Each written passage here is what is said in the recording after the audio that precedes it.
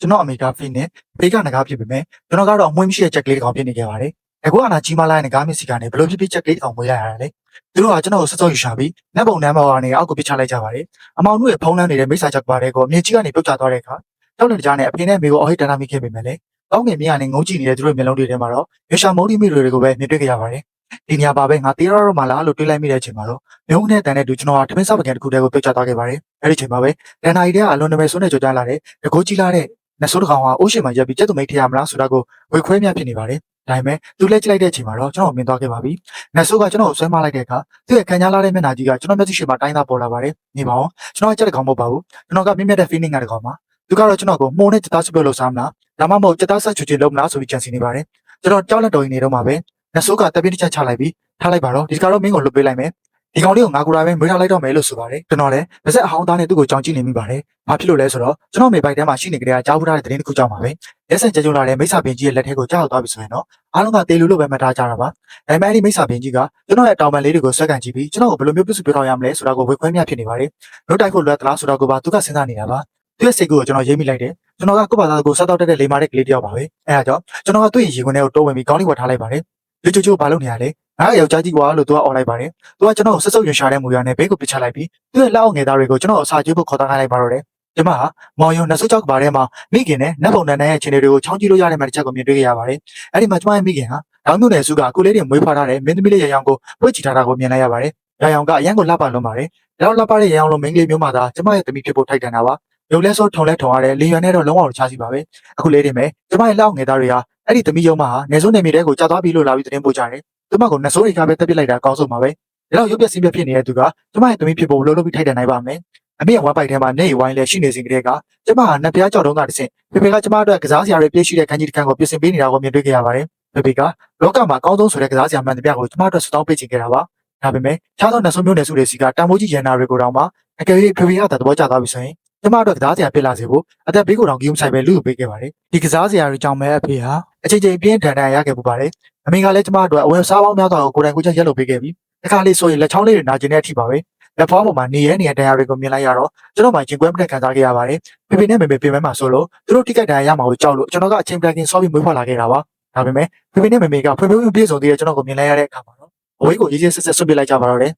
မေမေကကျွန်တော်အတွက်ရည်ရွယ်ထားတဲ့ဝယ်စားအားလုံးကိုဦးတောင်းမင်းသမီးလေးကိုပေးလိုက်လို့ဖေဖေကလည်းဘိုးသုံးမကနေရှောက်ဝေးဆူတောင်းထားတဲ့ရန်နာတွေအပြည့်ရှိတဲ့ခန်းကြီးတစ်ခုလုံးကိုသူမအတွက်ကစားစရာပြစ်ပေးလိုက်ပါတော့တယ်သူ့မှာဖိနစ်သွေးသုံးပုံတော်မရှိပေမဲ့လည်းသူ့ကိုအစွမ်းတက်ဆုံးဖိနစ်လေးတစ်ကောင်ပြည့်အောင်ပြုစုပေါ်ထောင်ပေးမယ်လို့သူကဂရိတ္တစာပြုခဲ့ပါတယ်။မားနဲ့မင်းကြီးကကျမရဲ့ကောင်းကိုအသားရပတ်တန်ရင်ဘယ်အောင်ကဘလောက်ပဲတောင်းကြပါစေသူကတောင်းတကောင်ပဲရှိသေးတာငါတို့ရဲ့လူရန်ကိုတော့ဘလို့မှမမေ့နိုင်ပါဘူးလို့ဆိုပါတယ်။အဲ့ဒီချိန်မှာပဲမားနဲ့စစ်သားလေးတယောက်ကကျမကိုလက်ညှိုးထိုးပြီးအရှင်မင်းကြီးဒီချက်ကိုတကယ်ပဲစွတ်ပြုံးမလုပ်ဘူးလားကျွန်တော်ပြောအမွှေးရင်တော့ပြပိုင်းပိုင်းခုတ်တယ်ပေးပါမယ်လို့ရှောက်တင်လိုက်ပါတယ်။ကျမကကြက်မဟုတ်ဘူးကျွန်မက feeling ကပါလို့ကျမအတင်းညင်းနေမိပါတယ်။မားနဲ့မင်းကြီးရဲ့အကြည့်တွေကကျမစီကိုကြားရောက်လာတဲ့အခါမှာတော့ကျမတကောလုံးရင်တုံနေမိပါတော့တယ်။ရတာမရှိတဲ့ကျမကမှတကောက်ကောက်လိုက်နေတဲ့မိစ္ဆာပင်ကြီးကြောင့်မိစ္ဆာပင်ကြီးကစစ်သားလေးအားကိုမင်းကိုပြန်လာတော့လို့မိတ်ပေးလိုက်ပါတယ်စစ်သားလေးလည်းခေါင်းကိုတကုတ်ကုတ်နေငါတို့ရှင်ဘယ်တော့မှများဒီလောက်တော့နူးညံ့သွားတာလဲဆိုပြီးစဉ်းစားကြပဲထောက်ခွာသွားခဲ့ပါတယ်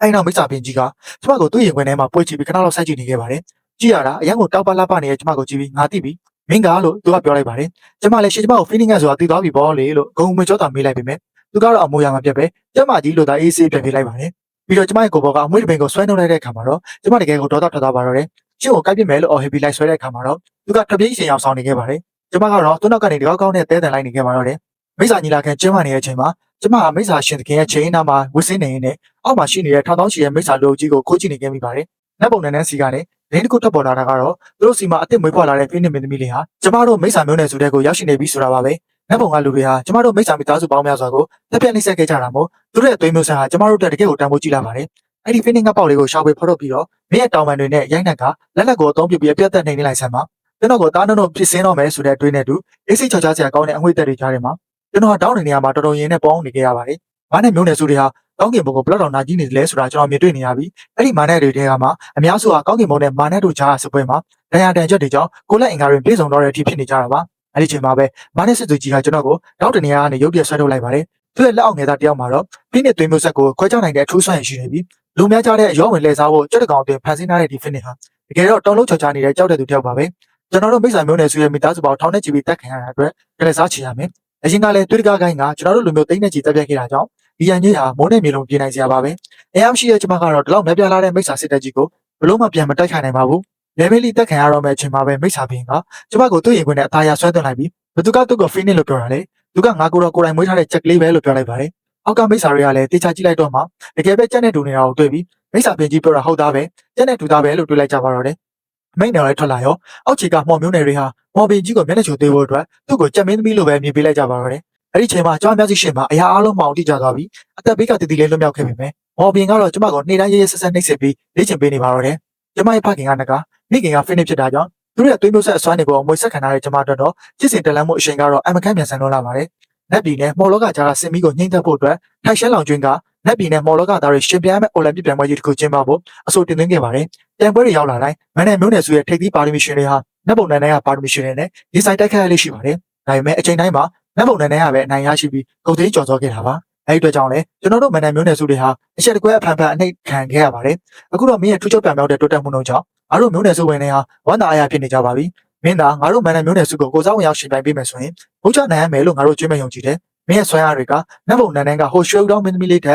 အစာပေါင်းများစွာပို့ပြီးပြမြောက်နေမှာသိကြပါတယ်။ဟုတ်တယ်။ငါရဲ့သွေးမျိုးဆက်ကဖိနစ်ငံမင်းဖြစ်ပြီးရန်အောင်ကတော့ဦးတောင်းတက်တက်ပါပဲ။ငှက်တရားကဖိနစ်ကိုဥခတ်ရတယ်ဆိုတဲ့အတိုင်းငါရဲ့ဖိနစ်သွေးမျိုးဆက်ဆွမ်းအားနဲ့ဒီမှာကော်လွဲတကူဖိနစ်ချုပ်ကင်ထားနိုင်ပါတယ်။မင်းသမီးကြီးဆိုတဲ့နာမည်ကိုကြားလိုက်ရတဲ့အခါဦးတောင်းလေးကများမျိုးလုံးလေးပေါ်လန်သွားတဲ့ဒီစိတ်ပြတ်သွားခဲ့ရပါတယ်။ဦးတော်တော်ရဲ့ကျမကိုအဲ့လိုမျိုးကြီးလှောင်မြည်ကြပါနဲ့လို့အနှုတ်ညွတ်တောင်းပန်မရစီနော်။မော်မျိုးနယ်စုဝင်တွေကလည်းမင်းသမီးကြီးအတွက်နာမည်တစ်ခုရဖို့တဲတန်စဉ်းစားနေကြတာပါ။နောက်ဆုံးတော့တို့တွေရဲကိုပြည့်စုံလို့တဲ့နာမည်ကောင်းတစ်ခုကြပြီ။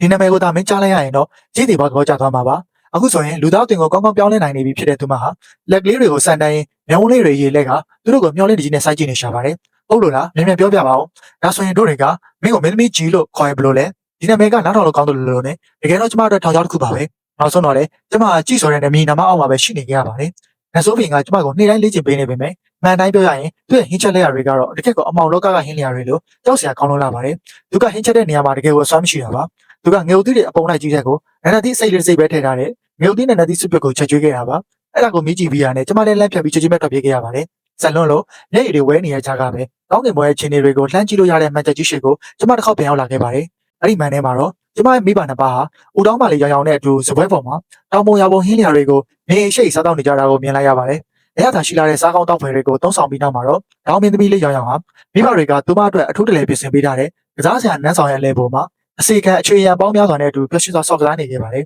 ။ဒီဒေါင်းမင်းသမီးလေးအနေနဲ့ပြင်ပန်းချစ်ကြအားထုတ်နေစရာမလိုပါဘူး။သူမရဲ့မိဘတွေကကဘာမြေရဖိုးတဲ့ရန်သားတွေကိုရှာဖွေပေးမှဖြစ်ပြီးအဲ့ဒီရန်သားတွေကိုစားသုံးလိုက်အောင်နဲ့တင်သူမရဲ့သွေးသားမျိုးဟာပုံပုံမြင့်မြတ်တက်စင်လာမှဖြစ်လို့ဘာမှအားဆိုင်ထုတ်စရာမလိုတော့တာပါ။မင်းသမီးလေးအင်္ဂိုင်လာတာကိုမြင်တဲ့အခါမှာတော့သူမရဲ့မေတော်ကပုံမြင့်စာအုပ်လေးကိုကင်ပြီးဘေးနားမှာအနားယူစင်ရင်တာယာညင်ချောင်းနဲ့လေတံလေးနဲ့ချော့မြနေပါတော့တယ်။သူမကိုပုံမြင်ပြောပြနေရင်ဒီခါတော့ကျမတကယ်ကိုငုံမိသွားပါတယ်။ဒါတွေအားလုံးဟာမူလကလေးကကျမတယောက်တည်းပိုင်ဆိုင်ခဲ့ရမယ့်အရာတွေပါ။ကျမမန်ရှိပါရက်ပြီးငိုနေတာကိုသိသွားတယ်။ကောင်းဆိုးမျိုးနယ်စုဝင်တွေဟာသူတို့အိမ်တွေမှာရှိတဲ့ကစားစရာတွေကိုစုပေါင်းပြီးကျမစီဆောင်တာပေးကြပါတယ်။ဒါအပြင်သူတို့ဟာကျမဆော့ဖို့အတွက်ကစားစရာတွေကိုကိုယ်တိုင်တော်မှထုတ်လုပ်ပေးခဲ့ကြပါသေးတယ်။အရှင်လေဖြာကလေးတွေမှာရှိတဲ့ကစားစရာမျိုးဆိုရင်အရှင်မှလည်းရှိကိုရှိနေရပါမယ်တဲ့။သူတို့ကကျမအတွက်ဤစက်ညက်ဖောင်းနေတဲ့ကရင်လေးတစ်လုံးကိုလည်းလုပ်ပေးခဲ့ကြပါသေးတယ်။အဲ့ရဝန်ခံဒီတိုင်းမှာလည်းတန်ချူတာတဲ့မကောင်းဆိုးမျိုးနယ်စုဝင်တယောက်ကိုကျမတို့ပုံမြင်ပြောပြပေးဖို့စီစဉ်ပေးခဲ့ကြပါတယ်။ဒီချင်းဆိုပြီးပုံမြင်ပြောပြရတာတကယ်ကိုစိတ်လှရှားမိသလိုအားလုံးကိုလည်းကျေးဇူးတင်ပါတယ်များ။သူတို့အားလုံးကကျွန်တော်ကိုချစ်ခင်ကြပြီးမင်းကြီးတွေစံမင်းရနဲ့ပြည်ကိုနိုင်ယူကသူတို့ကိုနေအောင်ကြည့်အောက်မှာလွတ်လပ်စွာနေထိုင်ခွင့်ရအောင်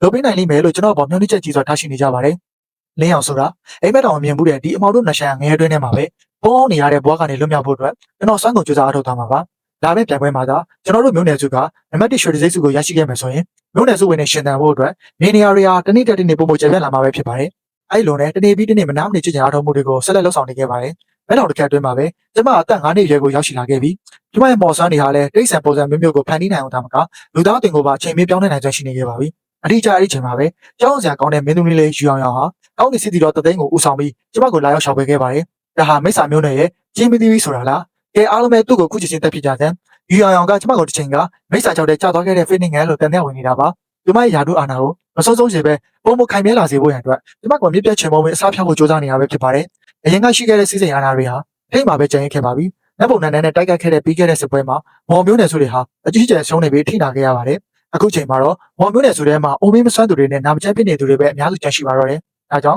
နတ်ပုံနန်းကလွှတ်လိုက်တဲ့စစ်တီတော်တသိန်းကိုရင်ဆိုင်မှုဆိုတာသူတို့အတွက်လုံးဝဖြစ်နိုင်တဲ့အရာပါ။ဒါပေမဲ့သူတို့ကကျွန်တော်ရှေ့မှာမမမမကာဝယ်ရက်တီးပြီးရင်ငါတို့မော်မျိုးနယ်ရဲ့မင်းသမီးကိုစော်ကားမယ်ဆိုရင်တော့ အားရရက်ဆက်မှုကိုမမီးဆက်ရဘူးလို့မထင်နဲ့လို့ကြုံရနေကြပါတယ်။ရန်ကုန်ကတော့မျက်လုံးကိုမဲကြည့်ရင်ကျွန်တော်ကိုကဲခတ်နေပါတယ်။ငါကဖုံးဝါမင်းသမီးပဲ။ဘာကူမှကူမဆိုင်ဘူး။ဒီနေ့သူ့ကိုမဖြစ်မနေသေးတဲ့ရမယ်။မင်းတို့တွေကငါ့ကိုတားဆီးရလားလို့ဒေါသကြီးကိုဟေးလိုက်ပါတယ်။ငါမင်းတို့အားလုံးကိုတစ်ခါတည်းတက်ပြစ်မယ်။ပြီးတော့ကိုဖုံးခွာလို့ခေါ်ပြီး fitness ရောင်ဆောင်နေတဲ့ထောင်းမာလေးကတော့ကောင်းစွာမျိုးနယ်တွေချားမှာတကယ်ဟာတာတစ်ခုပါပဲ။မင်းကတောင်းဆိုတာဘယ်သူကမှမသိပဲနေပါလေ။ဘာမဟုတ်တဲ့တောင်းလေးကနေ fitness ကြီးဖြစ်ဟန်ဆောင်နေတာတကယ်ကိုကြီးစရာကောင်းလို့ပါတယ်။တကယ်လို့တစုံတယောက်နဲ့တူတယ်လို့ပြောရမယ်ဆိုရင်အားရရဲ့မင်းသမီးလေးယူဟောင်းနေပဲပို့ပြီးတူပါလိမ့်မယ်။မင်းတို့ဒေါသထွက်နေရလား။မင်းတို့လိုညှက်ပတ်တဲ့မကောင်းဆိုးဝါးတွေဟာနေရာမမြင်ရတဲ့ဒီကြောင့်နဲ့ထဲမှာပဲထာဝရနေတိုင်းမှုထိုက်တယ်ပါတယ်ဒီလိုအောက်တန်းကျရင်မကောင်းဆိုးဝါးတွေဟာတကယ်ကိုရင်ရှာဖို့ကောင်းတော့တယ်ချီစံတကယ်ရောက်တော့တော်တော်လေးဒေါသထွက်နေပြီပဲဘယ်ကရောက်လာမှမသိတဲ့ဒီထောင်းမလေးကဖိနေရောက်ဆောင်နေရမြင်ရတာအားတို့တော်တကယ်ကိုရည်စင်ကြကောင်းလာပါတယ်မင်းသာနန်းချခံနေရရင်ဒါမျိုးနဲ့ဆိုတာကရောဘလောက်ထိမှမြင့်မြတ်နေအောင်မလို့လဲ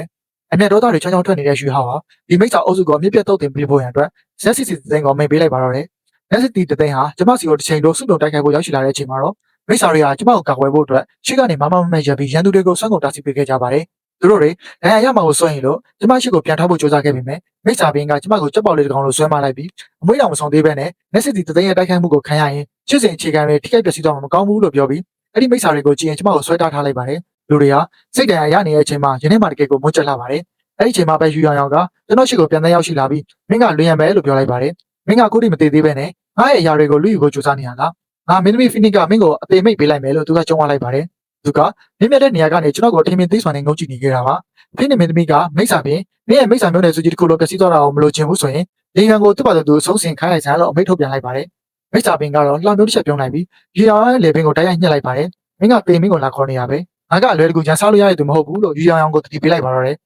ရောင်ရောင်ဟာလေပင်ညက်ခံထားလို့တက်ရှူတော်မွားဖြစ်နေစီမှာပဲကျမအမေကဖိနစ်ကအဖေကတော့ငကားမင်းကြီးပဲရှင်သာကျမကိုတက်လိုက်ရင်ရှင်လည်းအသက်ရှင်ရတော့မှာမဟုတ်ဘူးလို့တတိပေးလိုက်ပါတယ်နောက်ဆုံးမှာတော့ကောင်းကင်စစ်စီတော်သိန်းဟာကျန်းကျွင်းကိုကြောက်ရွံ့နေပေမဲ့လည်းယူရအောင်အတွက်တိုက်ပွဲဝင်နေတဲ့ကျင်းကျွင်းဟာအအောင်တိတ်ဆုံးသွားပြီးမှပဲလက်လျှော့ခဲ့ပါတယ်မိစ္ဆာရှင်သခင်ကလည်းဒီထောက်ဟာမင်းတို့လက်ပုံနဲ့ရလူတွေအရင်စရေးပြဿနာရှာတာပဲ